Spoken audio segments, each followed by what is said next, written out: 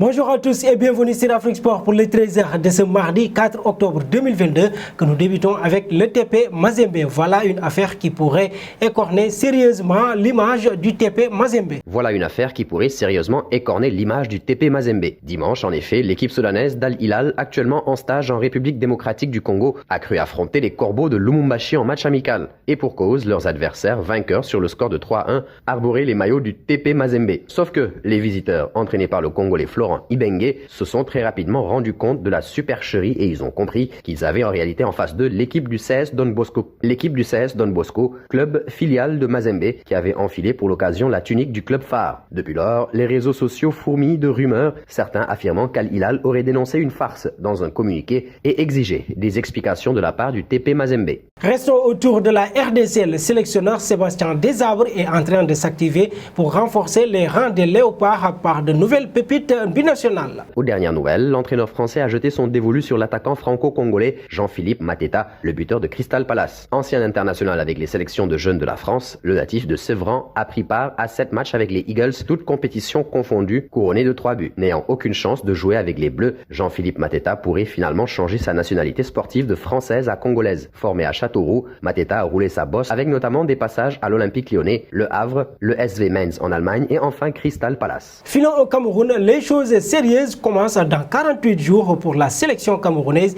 qui prendra part à la phase finale de la Coupe du Monde au Qatar. À cet égard, la FECAFOOT est en train d'explorer certaines pistes de joueurs binationaux, dont notamment celle menant à Sacha Boué, le défenseur de Galatasaray, ainsi que Brandon Sopi, le latéral droit de l'Atalanta Bergame. Âgé de 22 ans, Sacha Boué a représenté par le passé les sélections de jeunes de la France, mais peut toujours changer sa nationalité sportive conformément au règlement de la FIFA. À cet égard, Brandon Sopi a été international français avec les jeunes, mais lui aussi peut changer sa nationalité sportive de française à camerounaise. Du pain sur la planche donc pour Samuel Eto'o, le patron du football camerounais, pour convaincre les deux pépites de porter la casaque des Lions indomptables en prévision de la phase finale de la Coupe du Monde. Pour rappel, le Cameroun évoluera au mondial dans la poule G en compagnie de la Suisse, de la Serbie et du Brésil. Et puis partons en Belgique. Il faut désormais se demander si Eden Hazard peut encore jouer 90 minutes. Interrogé par la RTBF au sujet d'Eden Hazard, le sélectionneur de la Belgique, Roberto Martinez, a émis des doutes sur sa capacité à enchaîner les matchs lors de la prochaine Coupe du Monde au Qatar qui se tiendra du 20 novembre au 18 décembre. Malgré son faible temps de jeu au Real Madrid, Roberto Martinez a cependant refusé de faire de son capitaine un simple joker. Eden Hazard est toujours un joueur très important pour l'équipe nationale, c'est sûr à 100%. Il est selon moi l'un des meilleurs du monde toujours à l'heure actuelle. C'est un joueur qui doit prendre le rythme du match en main dès le début de la rencontre. Le sélectionneur de la Belgique espère quand même que la situation de son joueur évoluera lors des prochaines semaines.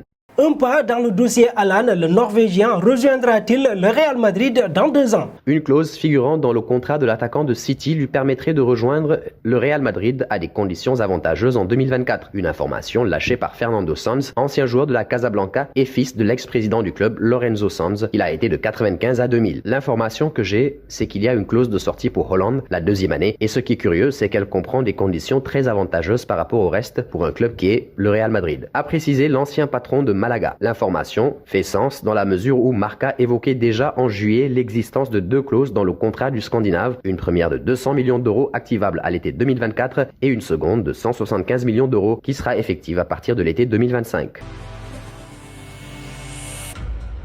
Et nous voici arrivés à l'instant quiz avec 3 indices qui vont vous permettre de connaître notre joueur mystère du jour. Premier indice, je suis au milieu de terrain de 32 ans évoluant en Liga. Deuxième indice, j'ai joué pour 3 clubs dont Leverkusen. Troisième indice, j'ai disputé 205 rencontres dans mon premier club en pro. Qui suis-je? Vos réponses seront attendues en commentaire.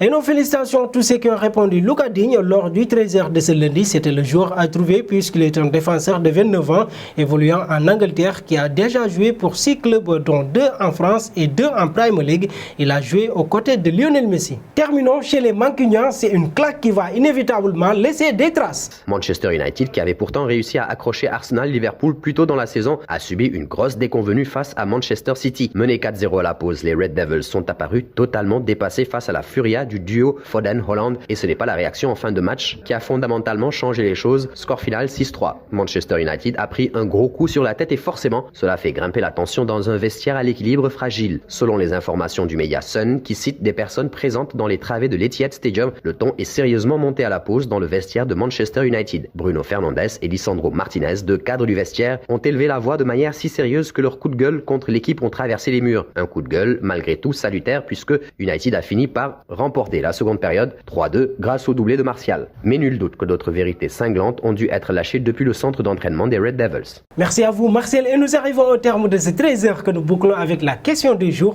Le Real Madrid doit-il passer à l'action pour Erling Haaland à la fin de saison? Vos réponses seront attendues en commentaire, mais en attendant, n'hésitez pas à vous abonner sur Afrique Sport pour ne rien manquer des informations autour du football.